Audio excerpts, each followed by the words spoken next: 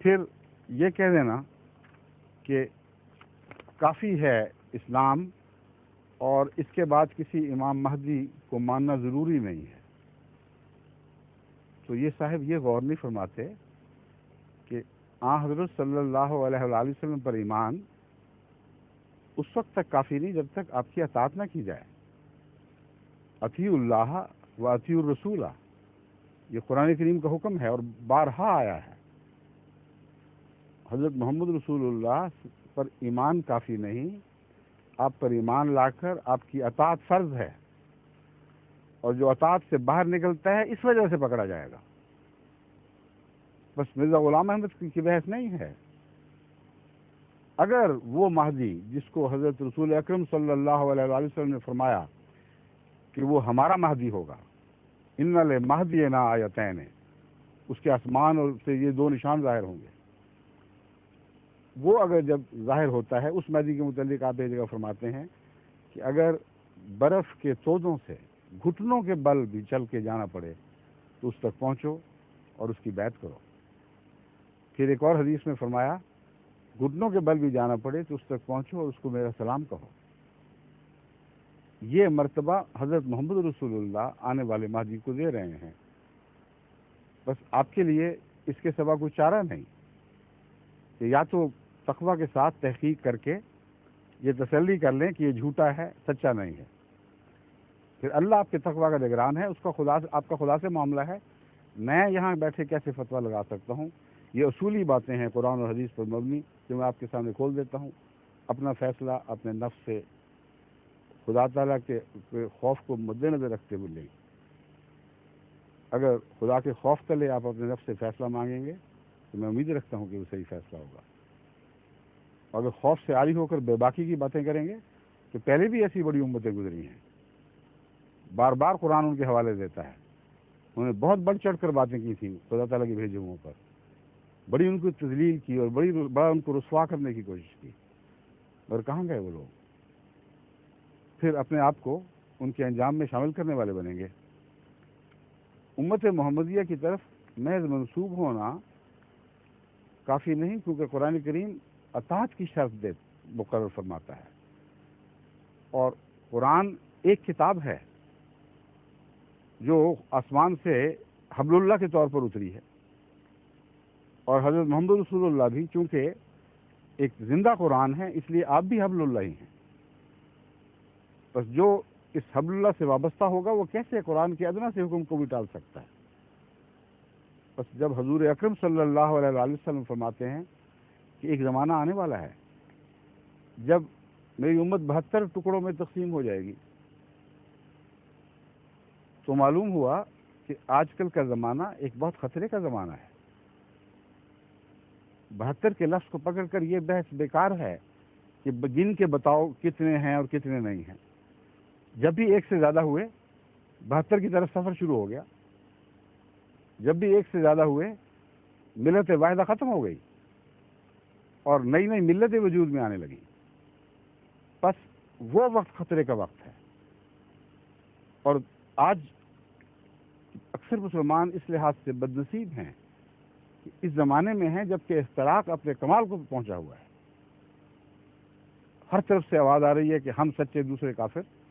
ایسی صورت میں وہی ملت نجات یافتہ ہے جس کو حضرت اقدس محمد رسول اللہ سے خبر پا کر نجات یافتہ قرار دیں، اور اس مضمون پر میں پہلے روشنی ڈال چکا ہوں۔ ملت بنتی ہے ایک مرکز سے، وہ مرکز توحید سچے ایمان سے نصیب ہوتا ہے۔ ملت ایک ہاتھ پر جمع ہونے کا نام ہے، ایک ہاتھ پر اٹھنے اور ایک ہاتھ پر بیٹھنے کا نام ہے۔ اگر جماعت احمدیہ کے سوا آپ کو دوسری جگہ ملتیں دکھائی دے رہی ہیں تو جائزہ لے کے دیکھ لیں، مگر تتر بتر بکھر کے زندگی گزارنا اور حضور اکرم صلی اللہ علیہ وآلہ وسلم کی واضح تنبیہ کے بعد ملت کو تلاش نہ کرنا اور فرقوں میں رہ کر راضی رہ جانا، یہ خطرے کا مقام ہے۔ اللہ آپ کو اس کی سمجھ عطا فرمائے۔ دوسرا ایک اور پہلو یہ ہے کہ ہو سکتا ہے یہ صاحب یا کوئی اور بھی ایسے ہوں جو ان حدیثوں کو مانتے ہی نہ ہوں۔ وہ یہ کہتے ہوں کہ آپ نے کون سی باتیں شروع کر دی ہیں، ہم تو کسی مہدی کو نہیں مانتے، اس کا نام مرزا غلام احمد ہو یا کچھ اور ہو، ہم تو کسی مسیح کا انتظار نہیں کر رہے، اس لیے کہ ہم قرآن کے سوا تمام حدیثوں کے منکر ہیں۔ اگر وہ یہ کہیں تو بڑا بدنصیبی کا فیصلہ ہے، کیونکہ اللہ تعالیٰ قرآن کریم میں شرط رکھتا ہے کہ اللہ اور رسول کی اطاعت کرو، اطیعوا اللہ و اطیعوا الرسول و اولی الامر منکم۔ اللہ کی اطاعت سے کیا مراد ہے؟ قرآن کی اطاعت، ظاہر بات ہے، اس کی وحی نازل ہو چکی ہے، تو پھر اطیعوا الرسول کیا چیز ہے؟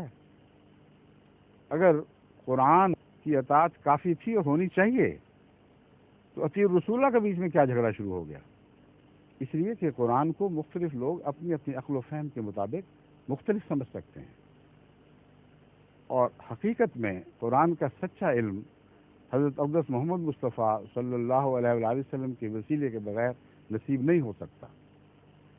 احادیث نبویہ کو نکال دیں تو یہی قرآن جس کو بعض اہل قرآن ملت واحدہ میں اکٹھا کرنے کا ذریعہ بتاتے ہیں، وہ خود اس قرآن کے ایسے ایسے معنی کرتے ہیں کہ امت کو اکٹھا کرنے کی بجائے پھر تفریق کے راہیں کھول دیتے ہیں۔ ان کے نزدیک اس آیت کا یہ مطلب ہے، کسی اور کے نزدیک وہ مطلب ہے، غرضی کے پھر اسی طرح بکھر جاؤ گے۔ ملت واحدہ کے لیے ضروری ہے کہ حبل اللہ کو پکڑا جائے، جو اول طور پر قرآن کریم ہے، اور ثانوی طور پر ان معنوں میں کہ حضرت اقدس محمد مصطفیٰ صلی اللہ علیہ وآلہ وسلم ایک زندہ قرآن تھے۔ آپ کو پکڑنا لازم ہے، آپ کے وسیلے کے بغیر کوئی نجات نہیں ہے۔ بس حضرت صلی اللہ علیہ وآلہ وسلم نے جس طرح قرآن کو سمجھا، جس طرح اس پر عمل فرمایا، جس طرح بارہا قرآن سے استنباط فرماتے ہوئے امت کو نصیحتیں فرمائیں، ان سب کو ردی کی ٹوکری میں پھینک دو اور یہ کہو کہ قرآن ہمارے لیے کافی ہے، تو تمہارے لیے کچھ بھی کافی نہیں ہوگا، کیونکہ قرآن کو بھی تو ٹکڑے ٹکڑے کرنے والے تم ہی لوگ ہو۔ قرآن فرماتا ہے، اور اس کو بھی سنو، کہ قیامت کے دن یہ شکوہ کرے گا، رسول شکوہ کرے گا کہ اے اللہ، میری قوم نے اس قرآن کو اذین کر دیا، ٹکڑے ٹکڑے بنا دیا، کچھ نے ایک ٹکڑا پکڑ لیا، کسی نے دوسرا ٹکڑا پکڑ لیا، تو ملت واحدہ کیسے بنے گی رسول کے بغیر؟ وہ تو شاکی ہے خود کہ میں تو قرآن چھوڑ گیا تھا پیچھے، لیکن انہوں نے قرآن کے معنی بدل لیے، جگہ جگہ اختلاف کیے، گویا اس قرآن کو ٹکڑے ٹکڑے کر دیا، پارا پارا کر دیا۔ تو اس لیے حضرت صلی اللہ علیہ وآلہ وسلم کے ارشاد اور آپ کی اطاعت کے بغیر بات نہیں بن سکتی۔ جہاں تک اس بات کا تعلق ہے کہ آنے والے کی خبر قرآن میں کہاں ہے، تو قرآن تو ایسی خبروں سے بھرا پڑا ہے۔ سب سے اہم بات یہ ہے کہ آپ نے امتی نبی کے حوالے سے مسیح موعود کے انکار پر فخر کیا ہے، اور یہ ظاہر کیا ہے کہ یہ محض ایک شیطانی خیال ہے کہ کوئی امتی نبی آ سکتا ہے، اور ہم انکار کرتے ہیں اور اس پر فخر کرتے ہیں اور تکذیب کرتے ہیں اور مخالفت کرتے ہیں اور جھوٹا کہتے ہیں اور مرتد قرار دیتے ہیں اور اسلام کے دائرے سے باہر نکال پھینکتے ہیں۔ کہ تم خدا ہو؟ تم ہوتے کون ہو؟ خدا والوں کو اس خدا اور اسلام کے دائرے سے باہر نکال کے پھینکنے والے؟ استغفار کرو، تقوی اختیار کرو۔ خدا کے حضور شرارت قبول نہیں ہوا کرتی، خدا باغیوں سے محبت نہیں کرتا۔ قرآن سے استنباط کر کے غور اور فکر کرو کہ تمہیں کیا کرنا چاہیے۔ ایک طریق تو میں نے بتا دیا کہ جب بھی کوئی دعویٰ کرتا ہے، یہ کہتا ہے میں خدا کی طرف سے آیا ہوں، تو تمہارا حق یہ ہے کہ اگر تم اسے سچا نہ سمجھو تو خاموشی اختیار کر جاؤ۔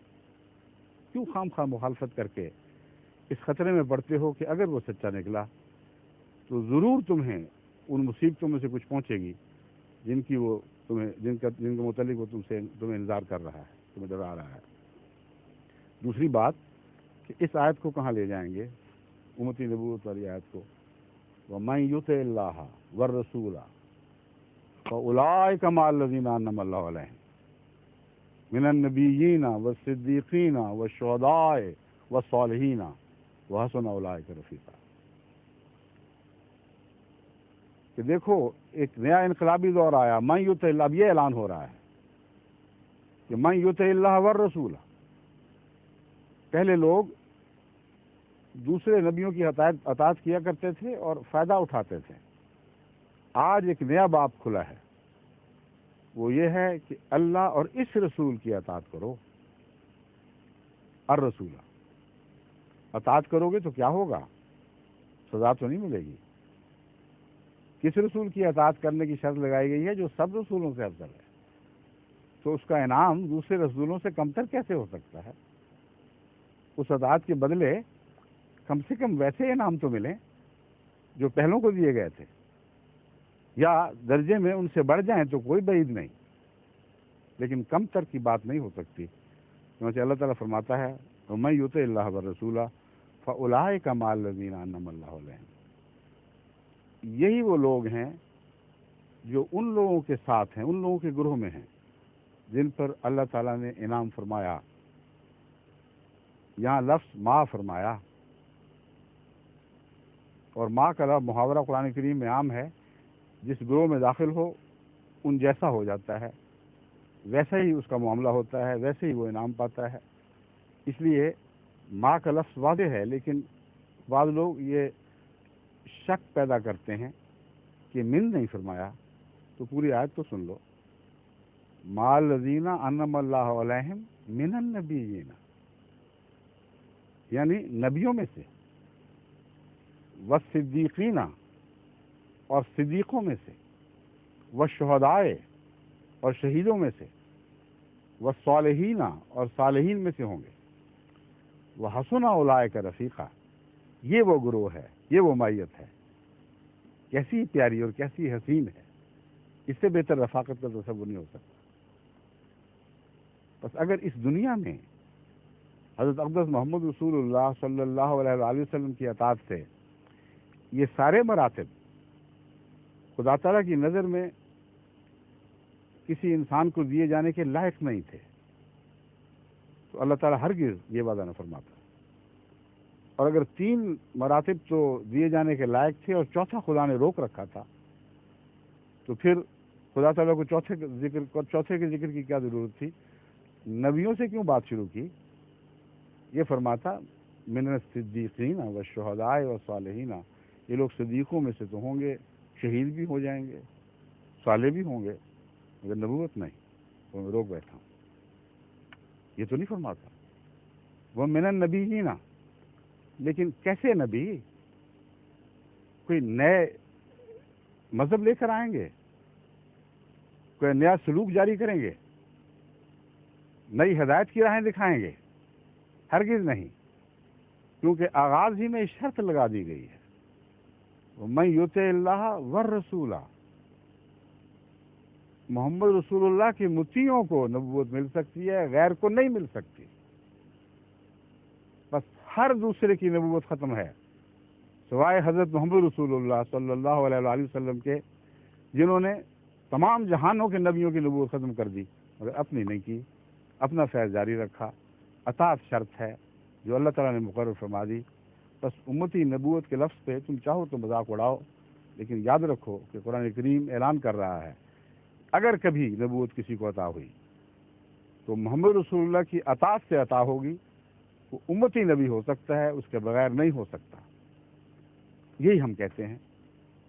جہاں تک امام مہدی اور مسیح کا تعلق ہے، اس کے متعلق اہل قرآن مانے یا نہ مانے، مگر جو غیر اہل قرآن ہیں، جو حدیثوں کے احترام کی نظر سے دیکھتے ہیں، یہ سعادت رکھتے ہیں، وہ سب مانتے ہیں کہ مہدی ضرور آئے گا اور خدا مقرر فرمائے گا۔ امام کوئی دنیا کا چنا ہوا امام تو نہیں ہوگا، وہ ایسا امام ہوگا جسے اللہ خود بنائے گا۔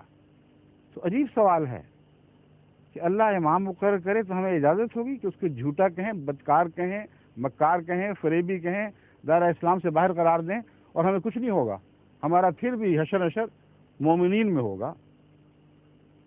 محمد رسول اللہ کی غلامی میں ایک امام آتا ہے جسے اللہ امام بناتا ہے، اس کا نام جو چاہو رکھو، اس کا انکار تم زیبا نہیں، اجازت نہیں دی جا سکتی۔ ایک حکومت ایک چپڑاسی کو کسی جگہ بھیجے، ایک پٹواری کو کسی جگہ بھیجے، اس کے انکار کی مجال نہیں، اگر کرے گا تو اپنے دائرے میں سزا پائے گا۔ لیکن اللہ غفور الرحیم ہے۔ میں پھر یہ کہتا ہوں کہ میں نہیں کہہ سکتا کہ مسلمانوں میں سے جو احمدیت میں داخل نہیں، وہ سارے نعوذ باللہ من ذالک خدا کے نزدیک مغضوب ہیں، ہرگز نہیں۔ بھاری تعداد میں معصوموں کی ہے، بھلے لوگ ہیں، نیک دل ہیں، انہیں پتہ نہیں کہ وہ کیا کہتے ہیں، کیا کر رہے ہیں۔ بس ان کے لیے حضرت محمد رسول اللہ کی زبان میں میری دعا یہی ہے، اللہم اہد قومی فإنہم لا یعلمون، اللہم اہد قومی فإنہم لا یعلمون۔ السلام علیکم ورحمۃ اللہ وبرکاتہ۔